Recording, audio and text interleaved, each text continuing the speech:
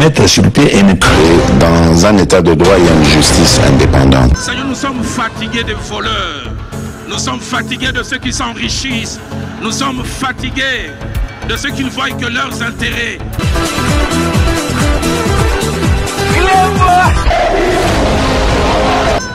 Je m'engage à user de tout ce qui est en mon pouvoir pour que les erreurs du passé ne se reproduisent plus et pour que les actions nécessaires à l'avancement de notre pays soient promptement prises.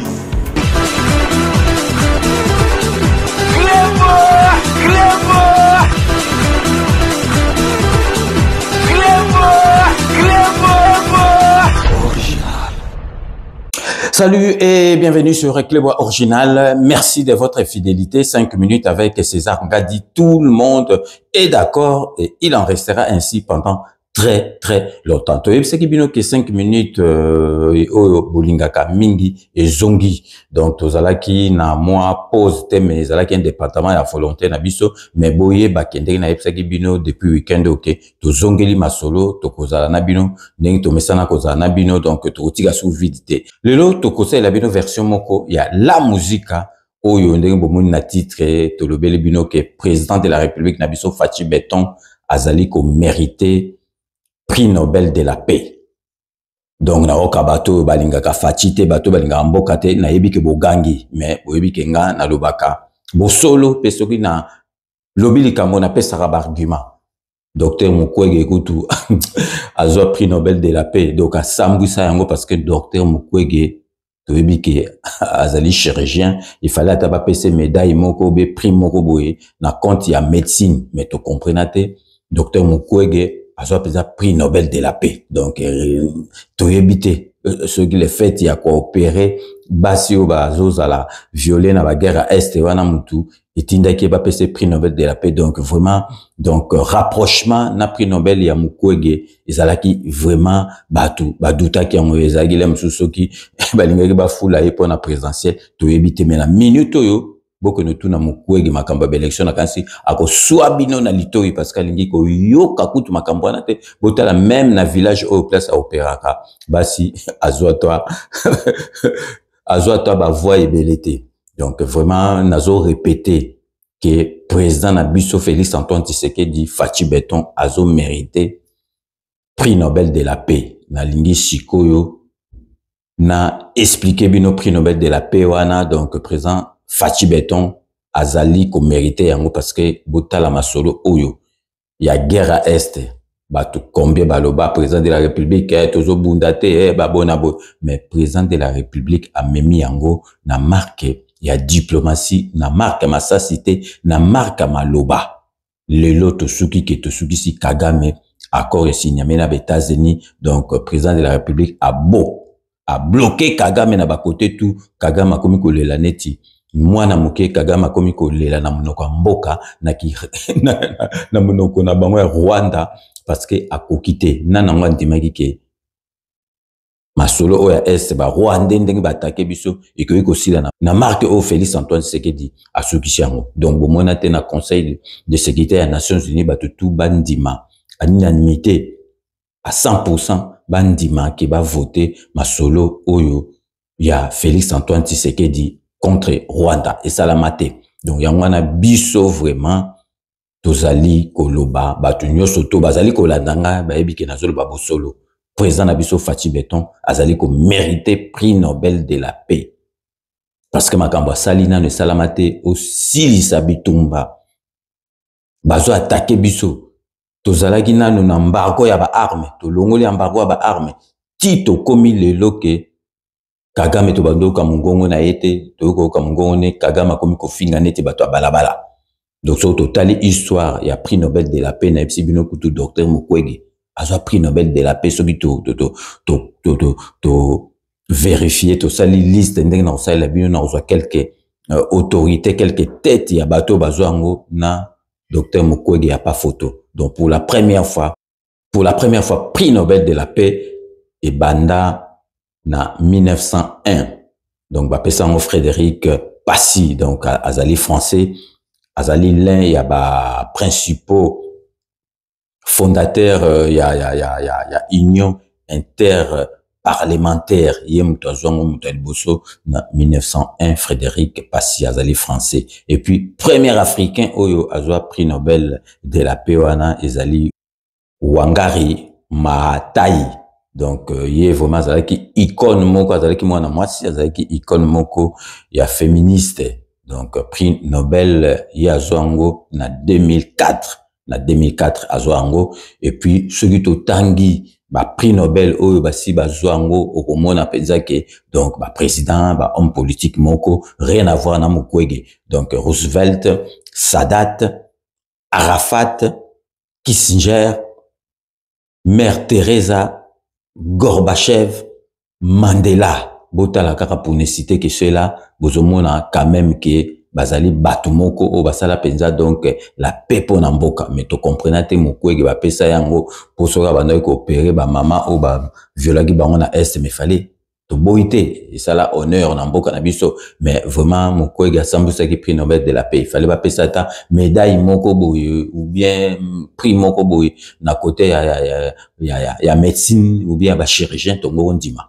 ya ngona biso penza tozali ko revendiquer que vraiment présent na biso Fachi Beton azali ko mérité prix Nobel de la paix parce que makambo asali na guerre à est nanu to monate bato bazo attaquer bango et sili kaka na diplomatie donc ma sacité ezali makambo vraiment oyo ekotikala d'une façon indélébile na mémoire ya monde entier. Donc ezali makambo ko le gaboté tozali vraiment ko revendiquer que présent na biso et puis bino pe boye bien que azo mérité prix Nobel de la paix. Donc yango na vraiment na la musique ya muki on sala ki bino na teneki vraiment na lobela bino yango na ko tikango boye te boye ba ke la musique a ezongi pe ekozala kaka. Donc boye bi ke ezali l'une des émissions au éveil patriotique au vous met le bakabo solo to lo baka lukuta te soki to lobby to ti preuve. Donc vraiment to répéter sous que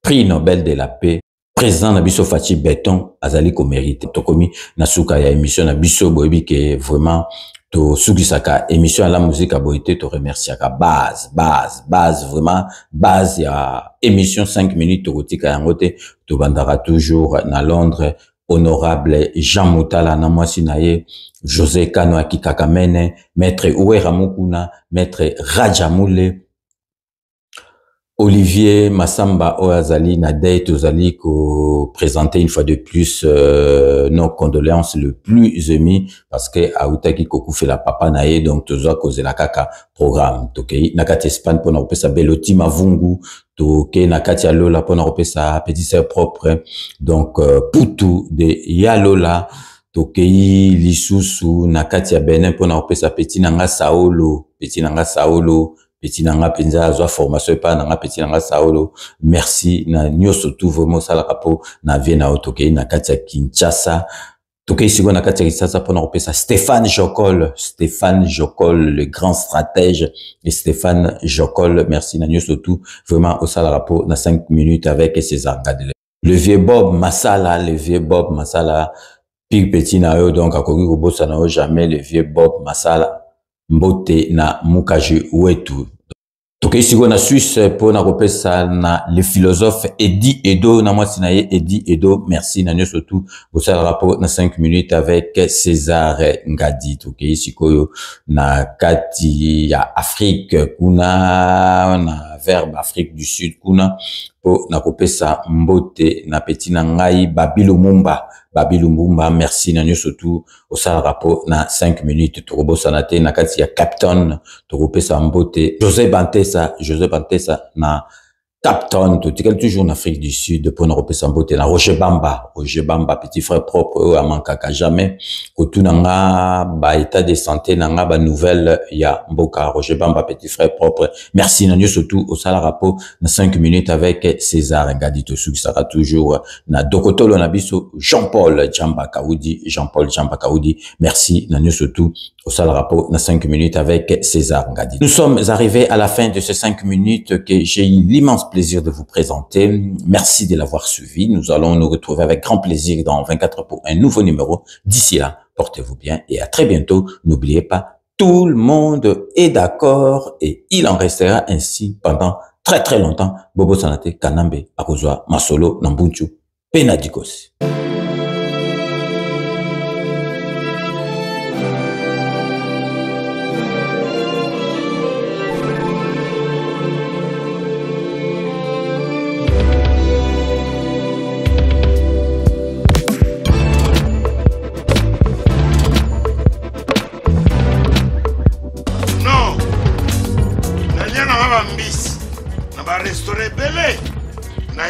Mambo Galaxy na côté poisson dans la mbisi pe ya mwana te haza minere te haza mukolo ndoboko liango familial botondi mbisi basangisa na crevette kaka ya mbisi basangisa na makemba basangisa na poivron basangisa na céleri basangisa na pomme de terre basangisa na munganza lombisi azu vitamine bazali susu na ngulu bazali susu makayabu brochette otobengi kamundeli mayebo lobiloko nyonso ya mboka pa Galaxy mambo tozolia se mambo Galaxy tozosala pana bana mboka yango wana congolais mpona esika oyo kolela or ke bacongolais toyebani osali 6 mois okundi na propriétaire tie mosakana liso mais Galaxy mambo 8 ans quel restaurant eza mosika te.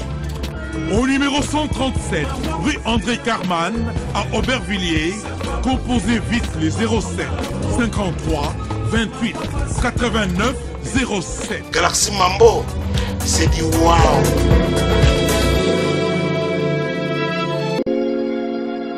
Sepela TV ezali décodeur ya Banamboka. Sepela TV différence nango ezali na ba décodeur mususu o tozalaka nango na kati ya ndaku. Sepela TV botala ngo ezaka mukie. Eza mukie olingi ko voyager ozu yango o voyager nango. Parce que ba décodeur o biso tozalaka nango evandika na ndaku mais Sepela TV déjà eza mukie botala ozu o koltia ngo na poche na kosi na poche à veste o voyager o memi yango partout dans le monde ici kazo kende. Donc ozaka na besoin ya câble HDMI courant na internet. Internet est comme partout, courant est partout. Donc ils en a plus de 500 chaînes surtout ya kitoko. Bilengi ba choix ya congolais kaka mutaoye bango. Donc congolais kaka mutaye bien. Congolais kaka mutaoye ba elengi nini yo kaka. Donc congolais kaka mutaye bien. Donc c'est Sepela TV ça ya Banamboka. Bozwa abonnement nango okozwa ngo ya ne mobimba okozwa ngo pe par mois.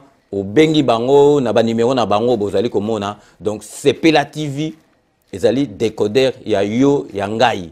Donc ezali ya étranger te ezali ya Banamboka. Avec Sepela TV tout le monde est d'accord et il en restera ainsi pendant très très longtemps. Bienvenue dans le monde de Sepela TV.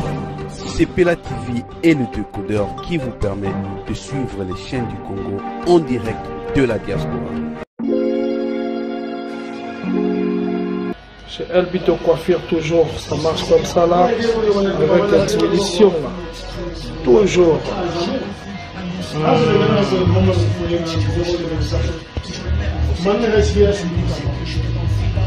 Salon number 1, chez Elbito Coiffure. Tu coiffes avec sourire, tu coiffes avec noblesse. Chez Elbito Coiffure.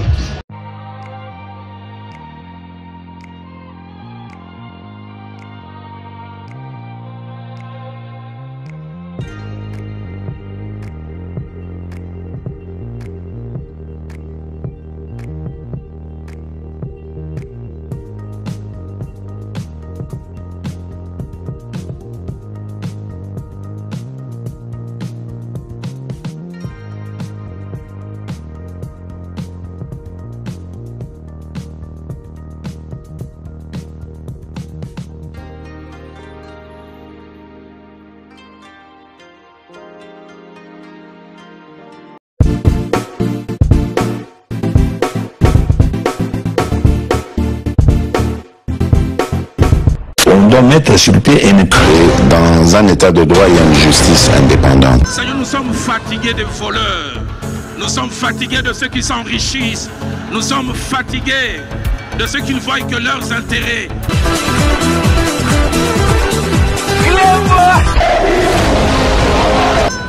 Je m'engage à user de tout ce qui est en mon pouvoir pour que les erreurs du passé ne se reproduisent plus et pour que les actions nécessaires à l'avancement de notre pays soient promptement prises.